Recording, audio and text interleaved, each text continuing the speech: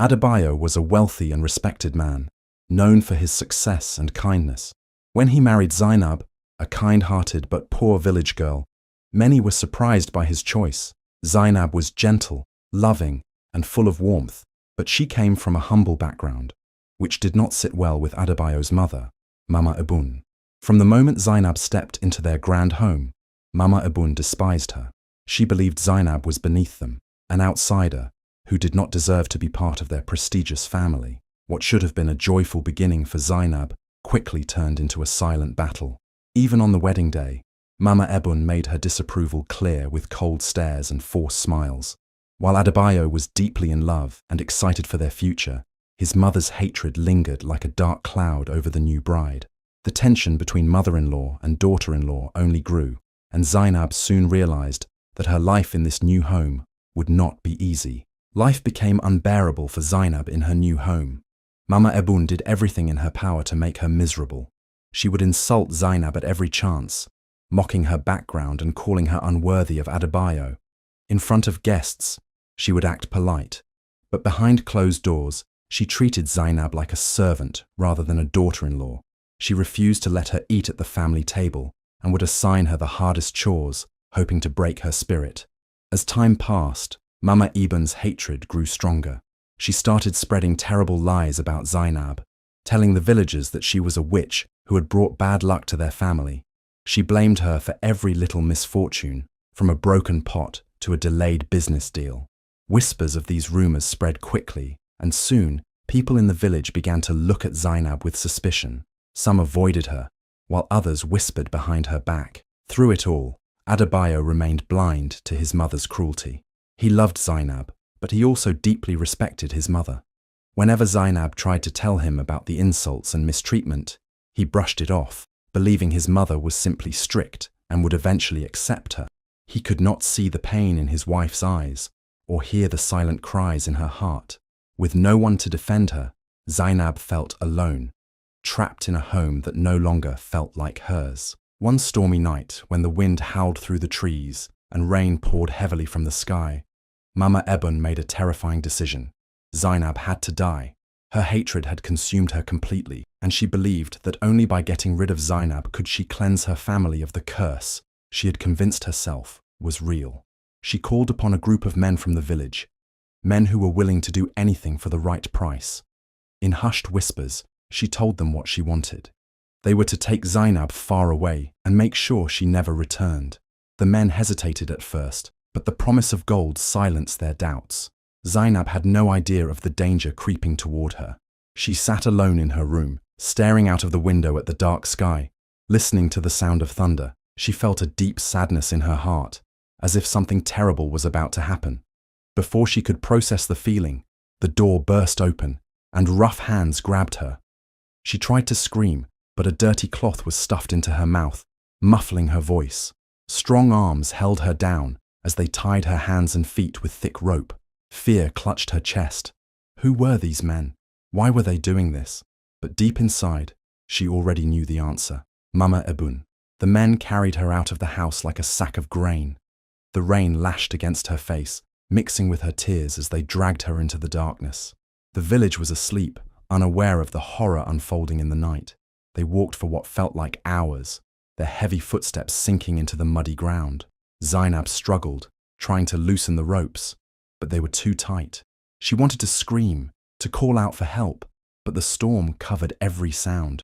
Finally, they reached a clearing deep in the forest, a place where no one would hear her cries. There, in the middle of the clearing, was a deep pit, dark and endless. Zainab's body froze as she realized what was about to happen. She shook her head wildly, pleading with her eyes, but the men showed no mercy. One of them pushed her forward, and she tumbled into the pit, landing hard on the damp earth below. Pain shot through her body, but she barely noticed. She looked up at the circle of shadowy faces staring down at her. Then, to her horror, they picked up their shovels. "No, please don't do this," she screamed, her voice raw with fear. But the rain swallowed her words, and the men did not stop. One by one, they shoveled dirt into the pit. At first, it was just a few drops of soil hitting her skin, but soon, the weight of the earth grew heavier. She tried to move, to push the dirt away, But with her hands tied, she was helpless. The soil reached her waist, then her chest. Her breaths came in short gasps as she realized she was running out of time. "I don't want to die! Adebayo, help me!" she screamed one last time, but no one heard her. The dirt covered her face, filling her mouth, her nose. Darkness swallowed her, and the world above disappeared. The last thing she felt was the crushing weight of the earth pressing down, stealing the air from her lungs. Then, everything went silent. Darkness surrounded Zainab. The weight of the soil pressed against her chest, making it almost impossible to breathe. She felt trapped, lost in a grave that had been forced upon her. Her lungs burned as she fought to take in air, but the dirt covered her mouth and nose, choking her. Just when she thought all hope was lost, a tiny pocket of air remained near her face. She turned her head slightly, struggling to suck in whatever little oxygen she could find. She was buried, but she was not dead. Not yet. Above her, the storm raged on. The rain fell in heavy drops, pounding the earth like drumbeats.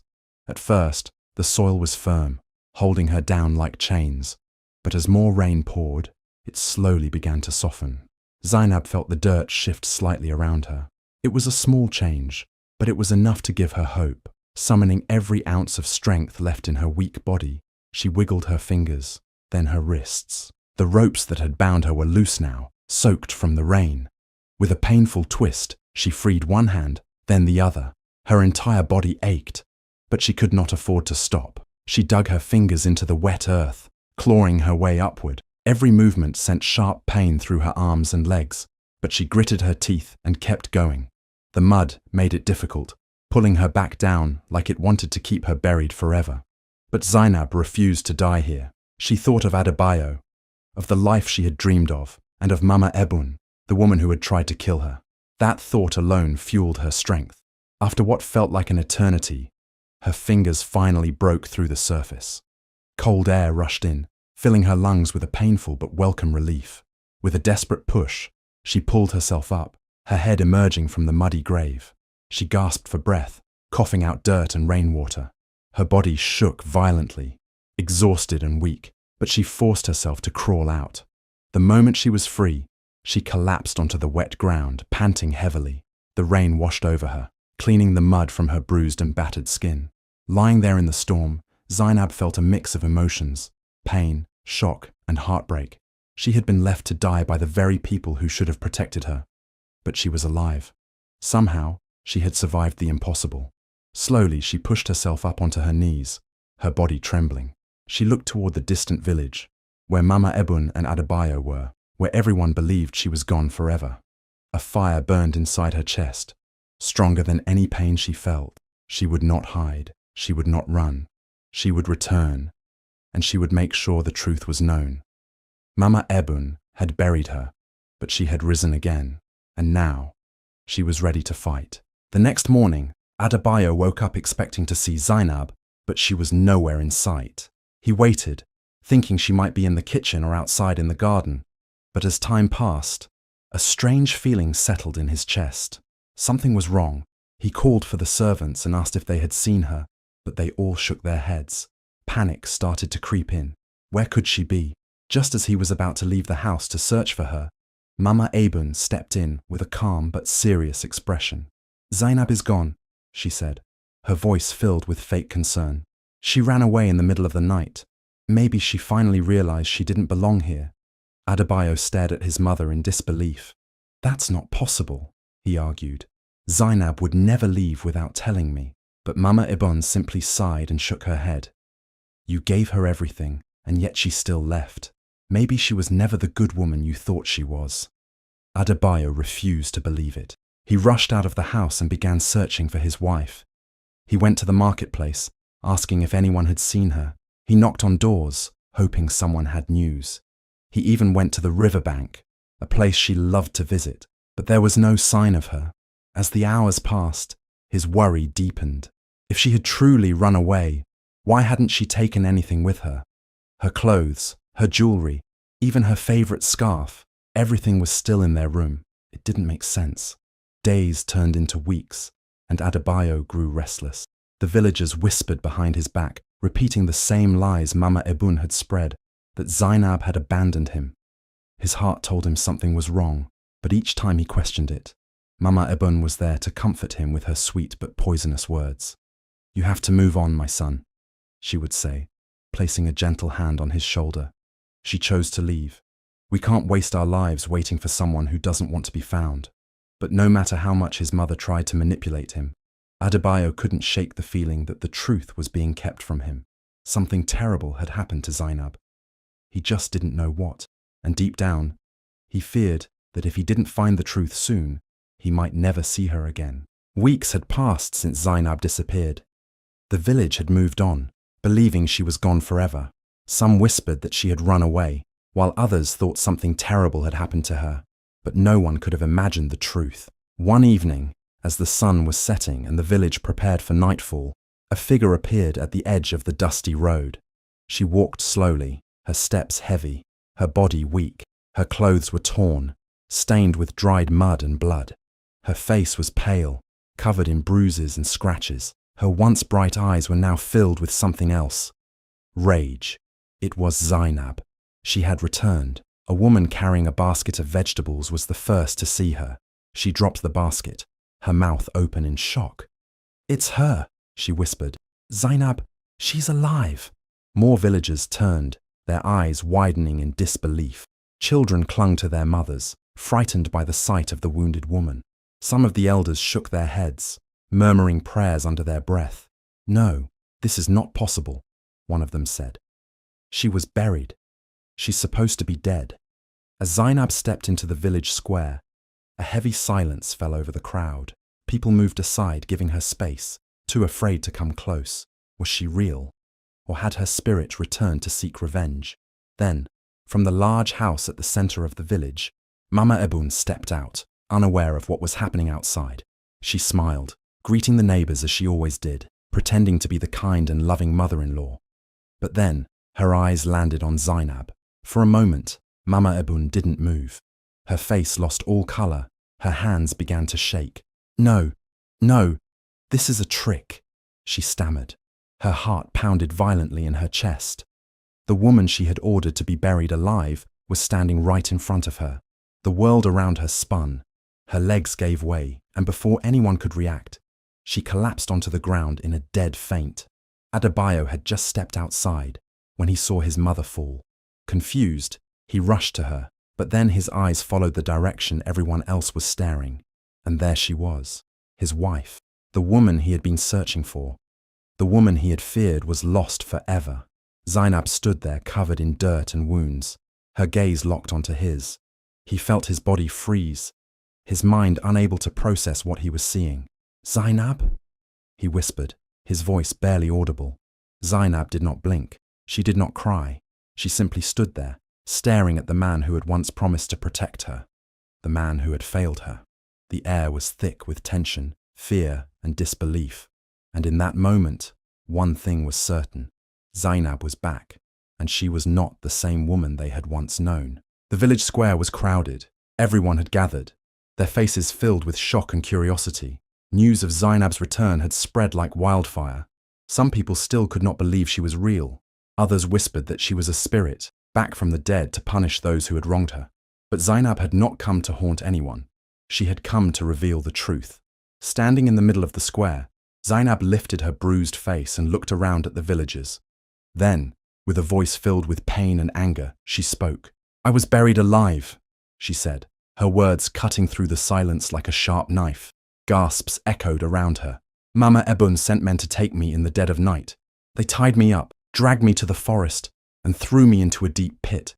Then they covered me with dirt, leaving me to die." Her voice shook with emotion, but her eyes burned with determination. "But I did not die," the crowd murmured in shock. People turned to look at Mama Ebun, who was still weak from fainting, but now stood with a stiff, cold expression. "Lies!" she spat, her voice trembling. "She is trying to ruin our family, my son. Don't listen to her." She turned to Adebayo, desperation in her eyes. "You know I would never do such a thing." But Adebayo did not move. He just stared at his wife, his face pale. The truth was sinking in. He had ignored Zainab's pain. He had believed his mother's lies. And now, he was facing the horrifying reality of what had been done to the woman he loved. The villagers grew restless. "If this is true, she must be punished," someone shouted. Others nodded, demanding answers. Mama Ibun shook her head, trying to keep her voice firm. "There is no proof. She has no witnesses." But just then, a voice came from the crowd. "That's not true." One of the men who had buried Zainab stepped forward, his hands shaking. He could no longer keep the secret. The weight of his crime had been eating him alive. "She's telling the truth," he admitted, his voice breaking. "Mama Ebon paid us to do it. She told us to get rid of her." The crowd exploded into chaos. People gasped, some screamed in horror. Mama Ebon stumbled back, her face twisted in disbelief. She tried to speak, but no words came out. The truth was out. Everyone knew. And now, there was no escape. Adebayo stood frozen, his heart pounding as the truth crashed down on him like a heavy storm. His mother, the woman he had trusted, the woman he had loved and obeyed all his life, had tried to kill his wife. He felt sick, his stomach twisting with guilt and shame. How had he been so blind? How had he ignored Zainab's pain, her cries for help? He had believed his mother's lies, and because of that, the woman he loved had suffered a terrible fate. Tears welled up in his eyes as he turned to Zainab. She stood before him, bruised, broken, but still strong. Her face was emotionless, her eyes empty. He took a step closer, his voice shaking. "Zainab," he whispered. She did not move. "I didn't know. I swear, I didn't know." His voice cracked as tears streamed down his face. "Please forgive me." But Zainab did not answer. She simply stared at him, as if she were looking at a stranger. Adebayo's chest tightened. The woman who once loved him with all her heart was now too shattered to even speak to him. He had failed her, and he knew that no apology could erase the pain she had endured. Behind them, the villagers surrounded Mama Ibun. She was no longer the powerful and respected woman she once was. Now, she was just a mother exposed for her cruelty. She tried to fight, shaking her head wildly. "You cannot do this to me. I did everything for my son, for our family." But no one listened. The elders of the village stepped forward, their faces grim. "You have committed a terrible crime," one of them said. "You must answer for your actions." Two strong men grabbed her by the arms and began to drag her toward the village council's chambers. She kicked and screamed, calling out to Adebayo, "My son, help me! I did this for you!"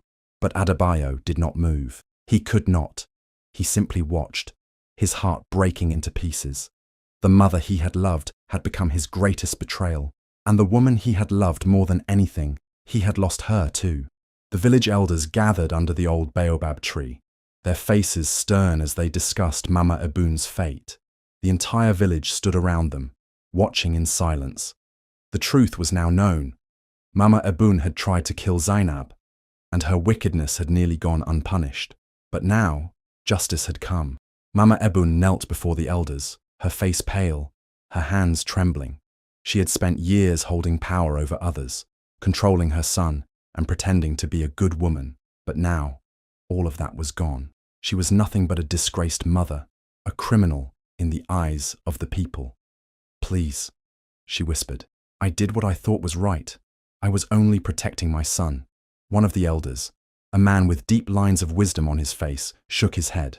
"A mother protects with love, not with evil," he said firmly. "You tried to kill an innocent woman. You have lied, manipulated, and spread wickedness in this village. For that, you can no longer stay here." Gasps rippled through the crowd. The punishment was clear. Mama Ebon was to be banished. She would no longer have a home, no longer be welcomed in the village she had once ruled with pride.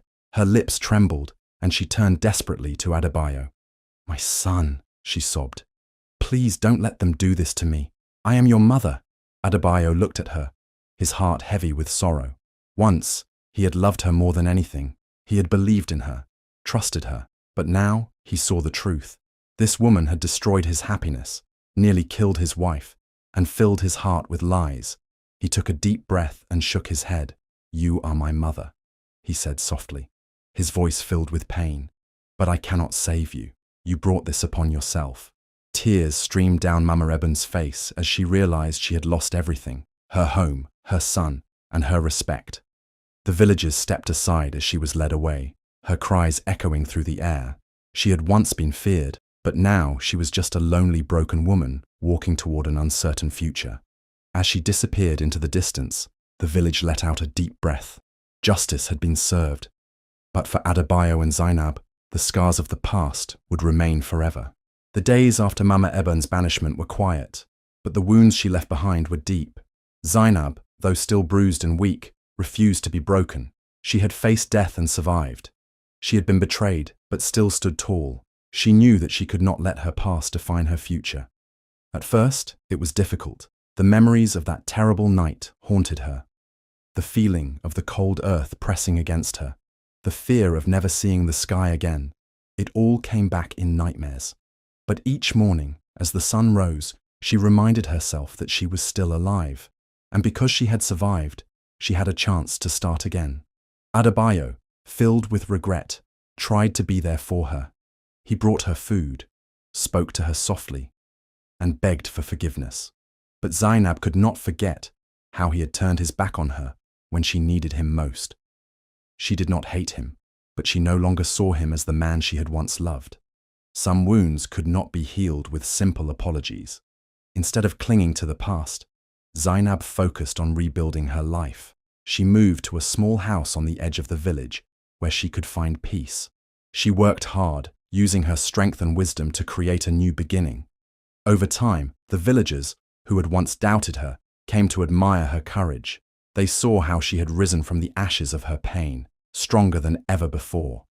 As she walked through the village one evening, she saw a group of young girls playing in the dirt. They reminded her of herself, innocent, full of dreams. She smiled, knowing that her story would one day be told to them, not as a tragedy, but as a lesson that evil never wins, that truth always finds its way out. With the past behind her and the future ahead, Zainab knew one thing for certain. She was no longer just a survivor. She was a warrior, and no one would ever silence her again. Thank you for watching. If this story moved you, leave a comment and share your thoughts. Don't forget to like, share, and subscribe to support more powerful stories. Your voice matters. Let's keep the conversation going.